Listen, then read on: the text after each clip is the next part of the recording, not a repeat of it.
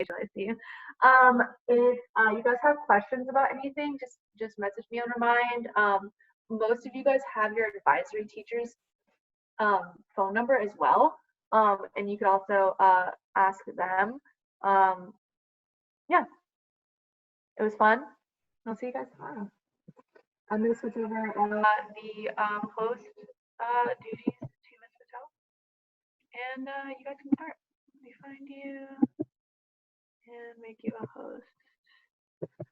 Bye-bye. Have fun. Okay, so a couple things before we start. Everyone's background needs to be changed to no background. I keep having to give the same people these reminders, so that needs to not be a thing anymore. Everyone's background should be no background. You can earn your background changed by your participation in class and getting the highest quiz number. And then the second thing that I want to say is that for the Google account that we created for My Classroom, you're not putting anyone else's homework on there. That's only for reading and writing homework. If you start putting in other subjects, it's going to become really disorganized and messy. And so I don't want to see anyone's math homework on there. That needs to not, you need to, I'll delete it today, but you're going to need to save it somewhere else.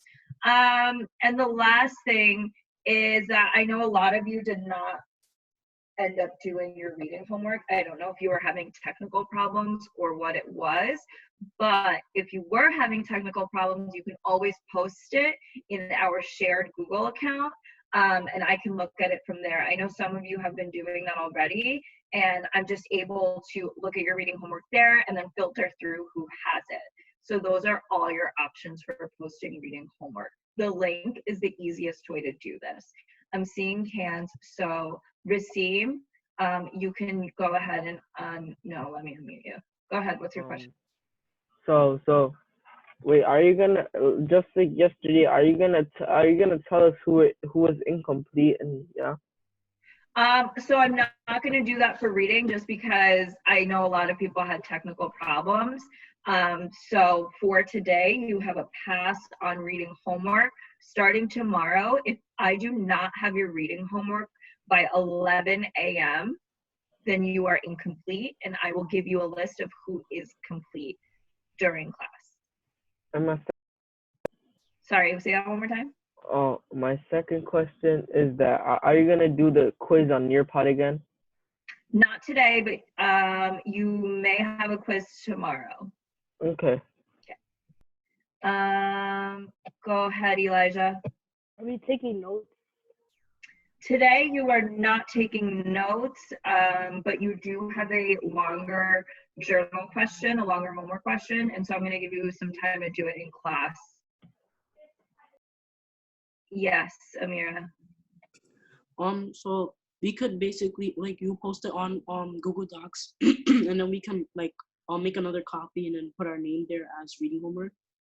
So you can create a new sheet and put your reading homework there and then just drag it into the reading homework folder, but make sure your name and the date is on it so that I know what homework it is for. Okay. And Binta. Let me unmute you really quickly. I don't know why it's not working. Binta, I can't unmute you, so just text me or message me the question right now. Huh? Oh, there you are. What's your question? Oh, sorry. Yeah, Racine basically asks the same thing. Okay, great. And Amari, what's up? Yeah, so I was trying to say, I already know you say we have a homework pass, but I put it in Nearpod and then I tried to send it to you and it says session ended, so I couldn't send it. Yeah, so I reset the session during lunchtime so that we can start a new session today. No, I did it. Sorry? Yeah, I did it yesterday and it said session ended for some reason. Okay. It should have worked because I had like 70% completion on Nearpod when I checked this morning and people were still adding, but I will double check to make sure that doesn't happen. Okay. All right, so we're gonna start off today. Yes, Carlos, what's up? Yeah. Remember yesterday how you told people who didn't know how to change their background yesterday for the quiz? You're teaching us today. Yeah, I will teach you how to do that today, but I'll teach you during the independent practice part of our class. Okay. Okay. Can you just mute yourself because I cannot find you anymore? I do not know why. Thank you. Okay, so I need everyone's video and everyone's face to be visible to me because we are having a very heavily discussion-based class. We're gonna talk a little bit about the entirety of the second act because you are moving on to the third act of Romeo and Juliet for homework tonight.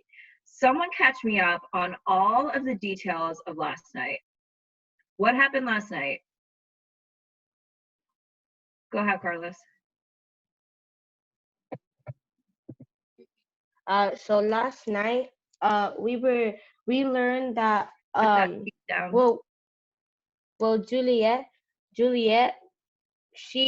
we can now see more love by Juliet because even though the nurse is in pain at the moment or like she's struggling because her bones are like aching, right? Juliet wants to know about what Romeo said about the wedding, and we see that Romeo is apparently asking for Juliet's mother. Mm-hmm. What else? Who can build up what Carlos told us? What else happened last night?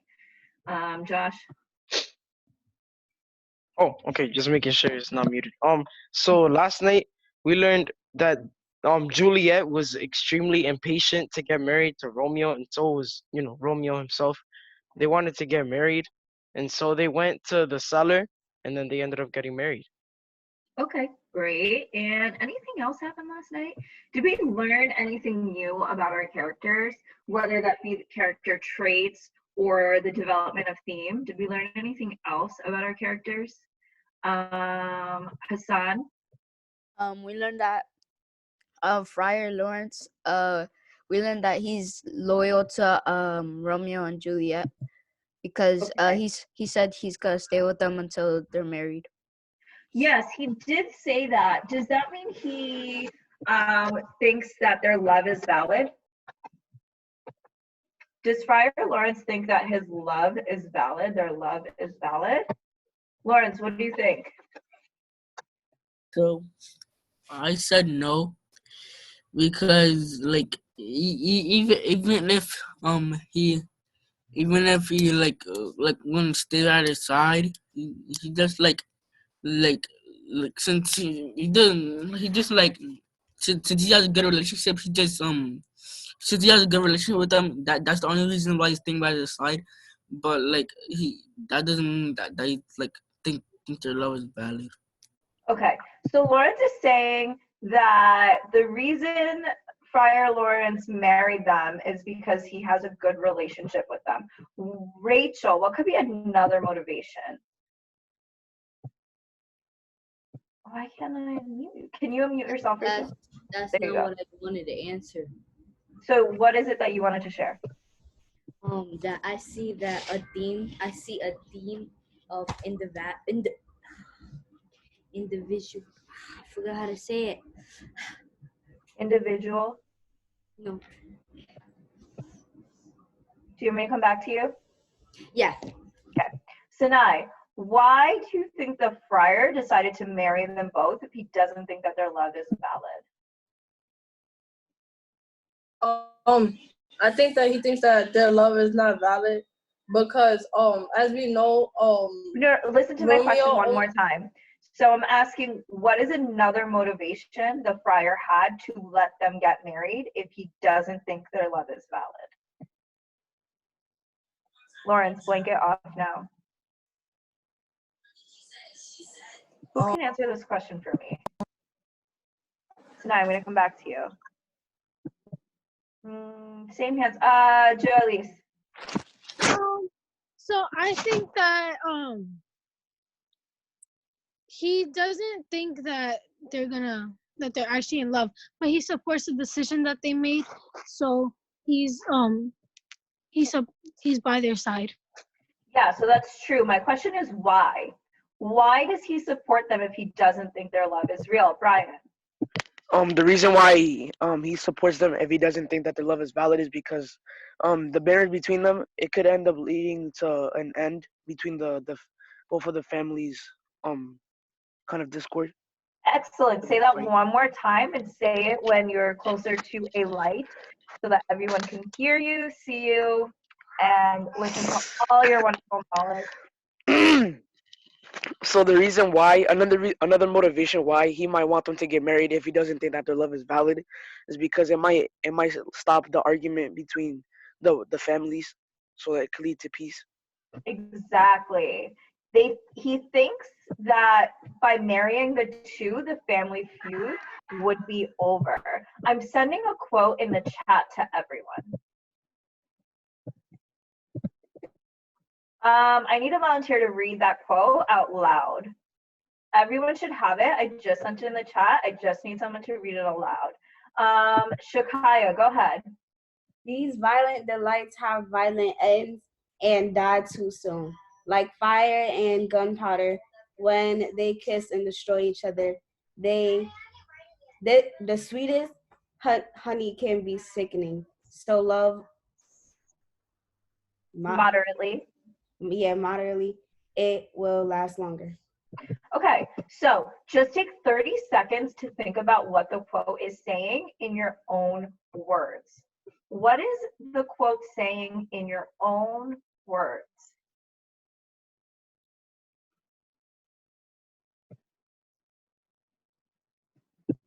Yes, Jason.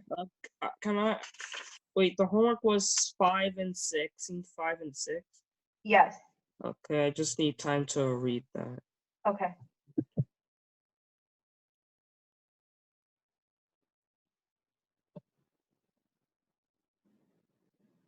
Okay, so I need a volunteer to tell me what this quote is saying in your own words. Marcus.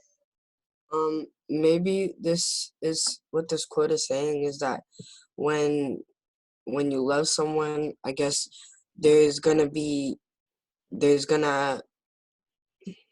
good times and bad times, maybe, because it's saying that these violent delights, which is the good times, and have violent ends, which are the bad times. And it also says they will destroy each other, which also is like the, what you gonna call it, Montagues and the Capulets, will destroy each other, I think. Okay. Because Thank of their you for love. your thoughts. Who can build off what Marcus said? Show me if you agree or disagree. Everyone with a silent hand, show me if you agree or disagree. Okay. So for those of you who found this quote a little bit challenging to understand, what I want you to do is write down the quote in your notebook. And then I want you to write down how we are analyzing it together as a class. So again, for those of you who found this quote a little bit confusing to understand, write it down in your notebook and then write down how we're analyzing it as a class. That way, when you are reading this on your own, you're able to reference your notes. So what I really like about the way Marcus answered this is he gave us specific parts of the quote and then tried to explain to us what he thinks it means by connecting it to other parts of the play. Someone build off that answer. Someone build off that answer. Thank you, Amari. Oh, yeah. So, yeah, okay, so, Marcus, oh yeah, I agree with Marcus. And I think what he's trying to say is that, gunpowder and fire is referring to Romeo and Juliet because they can't really be together because their families are separated. So if they were to like kiss or like get married in this situation, everything would just get worse. Okay, great. So what we're doing right now, what Marcus and Amari are both doing right now, which is a really great first step in analysis, is looking at different parts of that sentence. So they're noticing that there's a comparison or a relationship between violent delights and violent ends, and fire and gunpowder and kiss and destroy. Okay, so think about those relationships. Violent delights have violent ends. What can we say are the violent delights within our text right now? What can we say are the violent delights? think about the connotation and denotation of the word violent next to the word delight. Think about both of those separately and then together next to each other. When we read that together, what sort of message do you think the author is trying to send us? Go ahead, Rasim. I'm gonna take a wild guess here. All right, so I think that the violent part means like overpowering too much, and delight is like something that you pleasure. And then I think together it means the amount of love Romeo and Juliet have for each other, and it could be too much at some times. And yeah. Excellent, excellent answer, Rasim. You now have earned the opportunity to change your background. That is completely correct. Can someone repeat what Rasim was saying? Someone repeat Rasim's analysis. Go ahead, Jamie. He was basically saying the relationship between Romeo and Juliet and how their relationship could be either too strong, which could cause their downfall. Yeah, so their relationship is so strong, so overpowering that it's almost violent. So it's a violent sort of overpowering delight. And that because it is so, it's going to have some kind of violent or overpowering end. And it's going to fade quickly, die too soon, fade quickly. Okay. And then the friar is also giving us some advice here. The advice that he's giving is in that last sentence in that quote. Someone read that last sentence for me, starting with the sweetest honey. Someone read that part one more time. Go ahead, Emma. The sweetest honey can be so sickening, so love moderately. It will last longer. Yeah, so the sweetest honey can be sickening. So love moderately. It will last longer. This one should be a little bit more straightforward to analyze. Who can tell me the analysis of this quote in their own words? One more time. The sweetest honey can be sickening. So love moderately. It will last longer. Ariani, what do you think? It could mean, well, when he's saying the sweetest honey can be sickening, we know that he doesn't fully have faith in their love, so he's probably saying that their love can be sickening, but that the way that it'll probably, he still believes in them and that they can last long.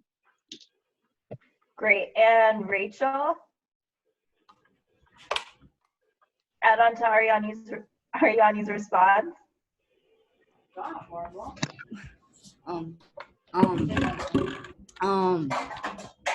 Rachel got called out. Rachel, I'll come back to you. Sinai.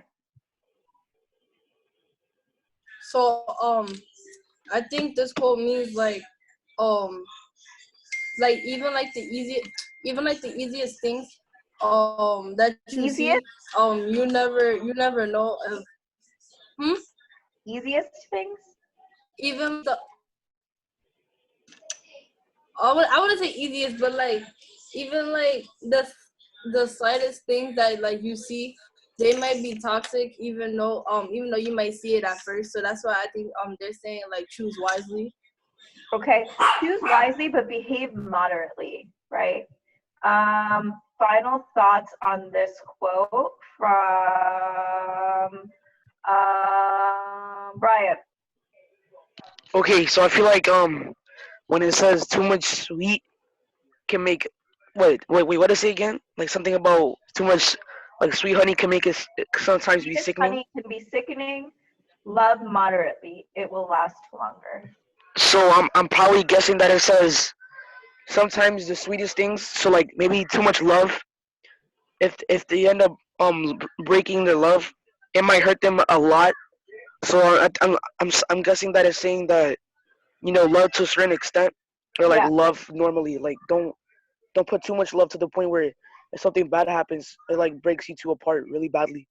Excellent work, team. Let's move on to our next discussion prompt, and then after that I'm going to give you some time to work on homework. I want to talk a little bit about this theme of individual versus society and how that theme has developed in the course of our text. So I'm going to give you about a minute, and you can either type it out but do not send it, or you can write it out in your notebooks and write down some thoughts you have about how the theme of individual versus society has developed over the course of this drama. Tell me in your own words how you are going to approach this question. Before you write it down, tell me in your own words how you're going to approach this question. Josh. I don't think we can hear you. Can you hear me now? Yeah, now we can. Okay. Well, the way I would approach it is first, I would think about instances where, like we have to break down the question. So we have to think about where the theme is, like individual versus society. And then we have to see where it's developed.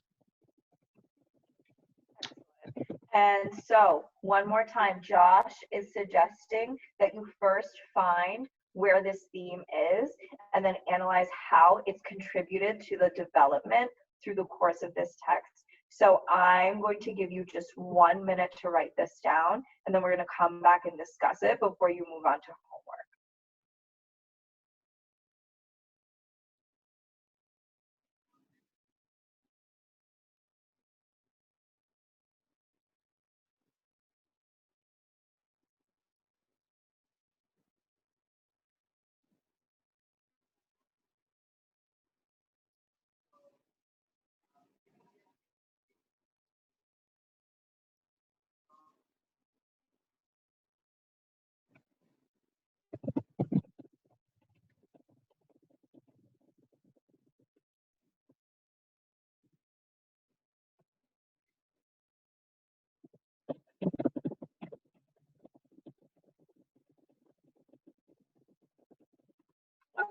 So let's come back as a group. Tempa, can you share some of your thoughts about the development of this theme of individual versus society? Well, I thought that I would talk about Romeo and Juliet because they can't share their love with their families, so they're against their society. Okay, can you expand on that just a little bit more? Well, since we know that they married in secret, we can use that scene as evidence of how they're against society. Okay, great. Other thoughts on individual versus society? You can build off of Emma's point, or sorry, Tempa's point, or share your own. Omar. I wanted to build off of Tempa's point by saying that like the individual versus society, we know Romeo's with the Montagues and Juliet's with the Capulets. It's getting stronger because like Tempa pointed out, as they secretly got married, it's like that like fight between what they should choose like is getting stronger because now Romeo doesn't want to listen to his society, which is the Montagues, and Juliet doesn't want to listen to her society, which is the Capulets. And now it's more like what they believe inside that they should get married. And okay, great. And Binta. I'm still kind of trying to wait, can you hear me? Can you hear me? I can. I'm still kind of confused, but I'm basically what Omar said, that's what Ariani, wake up. That's my thought too, because I agree with Omar. Okay. I need you to be a little more specific with that, Binto, so pay attention to the next couple of responses and I'm going to come back to you. Rachel. Yes. Individual versus society. What did you write down?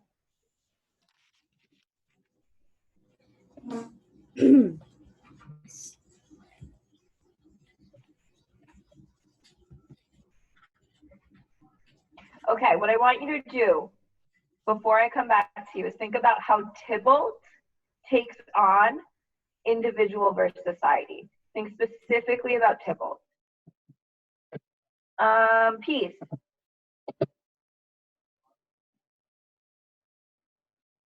You're unmuted. Individual versus society. What do we think? I think this means like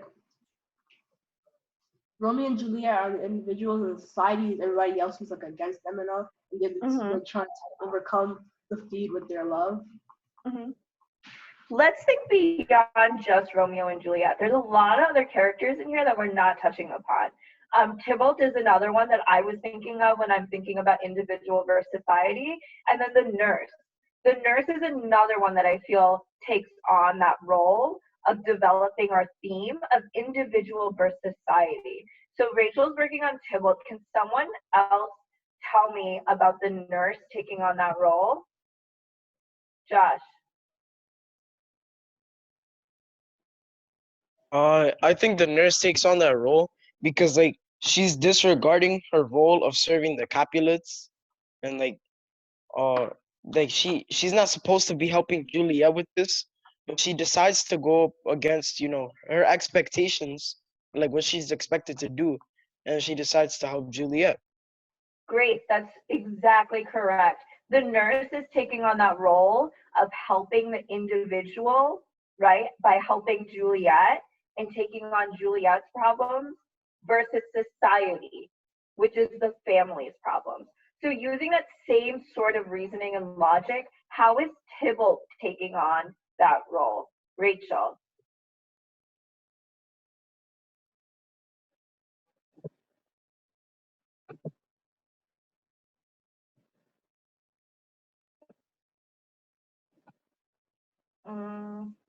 I can't unmute you. I don't know why.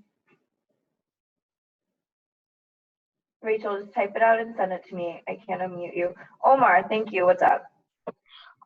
So Tybalt, he shows that because as we know, to be read the past few scenes, that Tybalt he challenged Romeo to a duel, and it can show him being a part of like individual versus society. We can see more society because he doesn't want like Juliet to actually be in love with Romeo.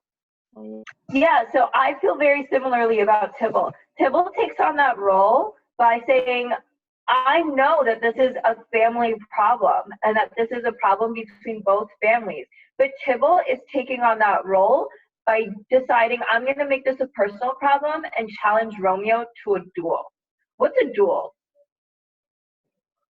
What's a duel? Jamie. A duel is like a fight. Like a fight, right? Okay, so great work on that. I'm going to send over the question for homework now.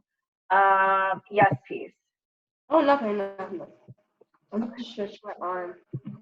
Okay. So it's in the link.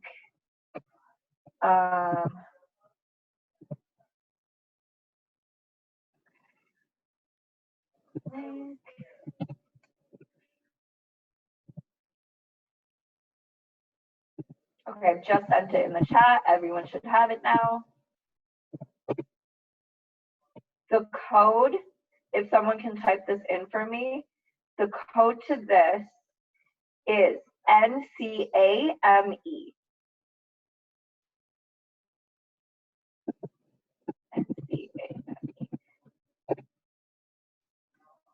Okay. I will also copy and paste that question into the chat so that you have it.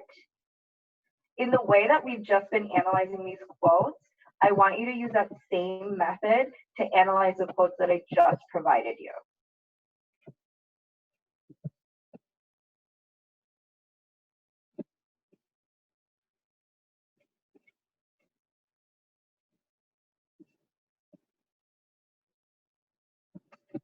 So these are the quotes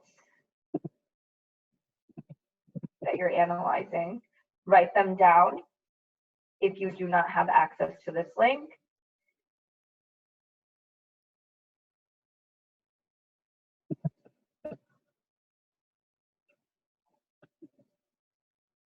And what I want you to analyze is what craft move is the author using? What does it mean in your own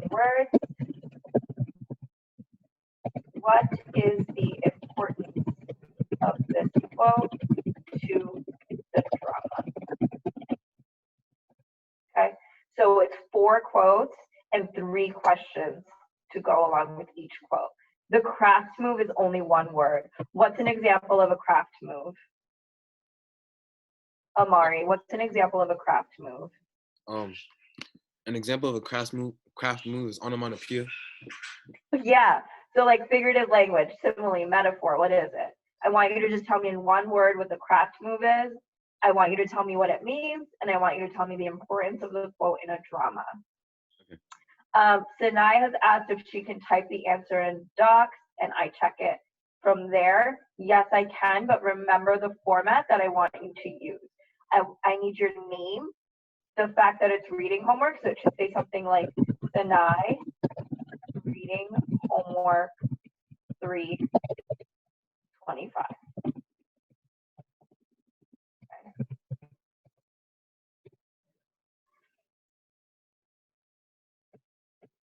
Yes, Marcus. It automatically put my name as Marky. Yeah, Can I change think that? you used that the first time, so now that's your name forever. Oh, Yep. And Hassan, what's up? Oh, yeah, there you go. When you said to put your name on it, are you talking about for the people that aren't using the link? Yeah, so if you're gonna use the Google Doc, then I want you to write your name on it on the document.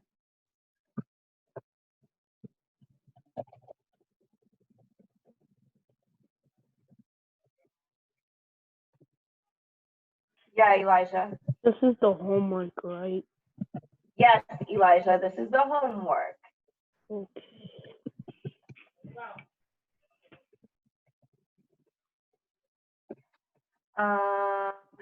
Receive. What's up, receive? Answer the question, but not right now. Okay. And Emma. Emma, Yes. question? Oh, I don't have a question no more. I figured out. Okay. Sorry. Yep. Okay, you have about 8 minutes to finish up this homework. So I'm gonna just stay on for questions, but you should be able to get through it, and I should see 100% completion for this because you have time to do it in class.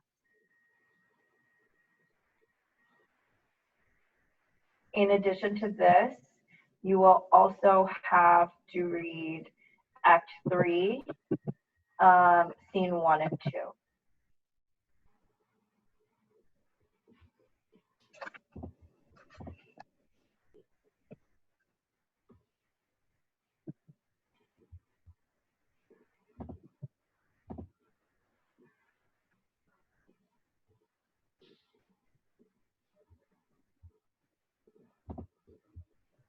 Yes, Elijah.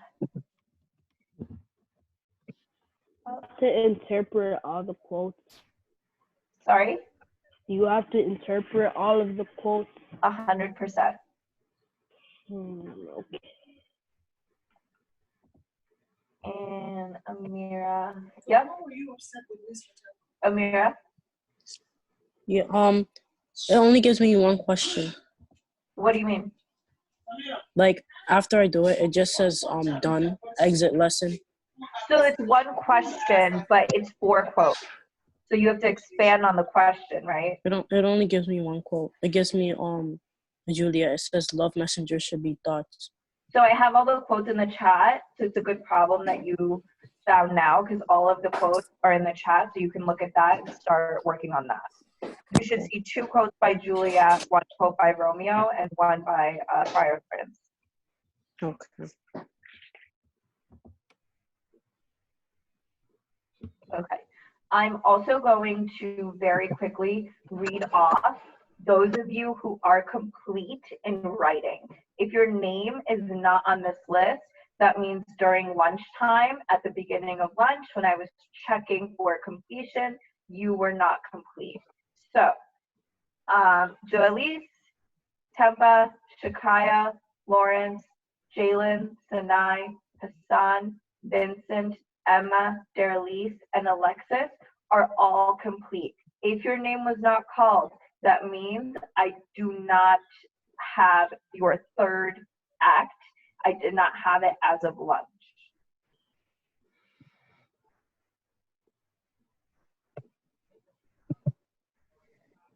Yes, Rasim.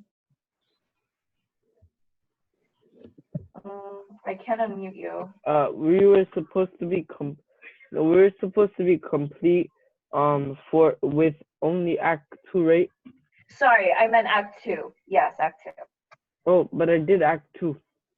So if I looked during lunch, if you didn't have 3 scenes, then that means you weren't complete at that point. I'm gonna check one more time now, but as of lunch, which is when this was due, I did not see a complete Act 2.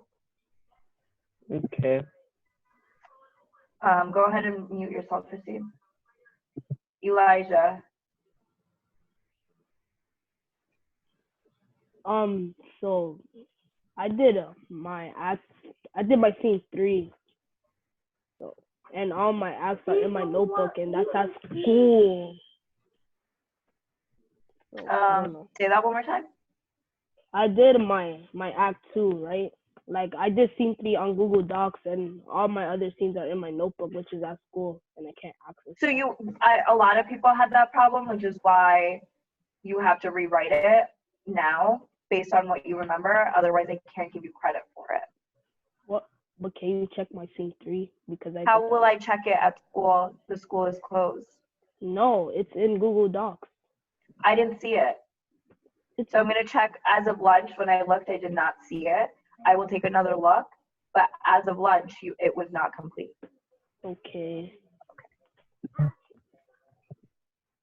Amari.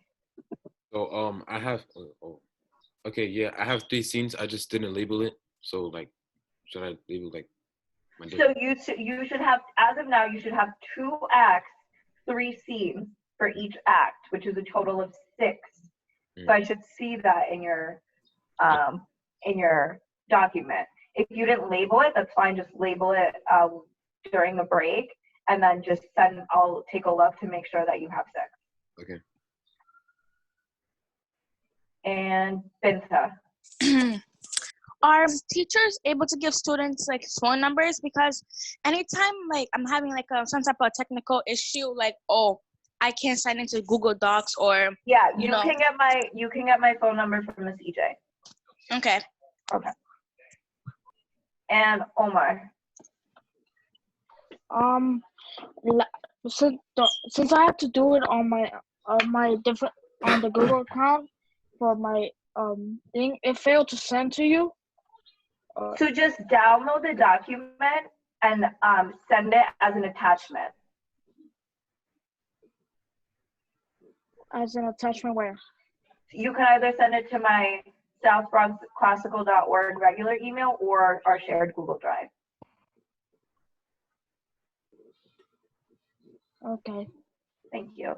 And I'm just going to take very quickly only 2 more questions because you are starting history. So go ahead, Elijah. So am I still incomplete? Elijah, goodbye. And Carlos. So I did my Act 2, right? One scene. And you know how I sent you the my thing from my email, right? Yes. Do I when I edit it to do Act 2, do I have to send it to you again, or just no, edit? I have access to it, so I will click on that again. Oh, okay. Because pretty sure I did it. Okay. And Amira. I tried to sign in, but it said it sent a notification to you, and it says that you tapped no. That did not happen, so I'm not sure why that happened. But if that is to happen, then just use your own account, and then you can copy and paste it after. Because I did see you had access to it at some point because your math was on there. So that shouldn't have been an issue, but we can troubleshoot that later. What I want you to do now is everyone is now transitioning into history. So everyone's book should be away. And your history notebook should be out. And I'm changing the host now to Miss EJ. And you can say the host. Oh, yeah. Okay. Got it.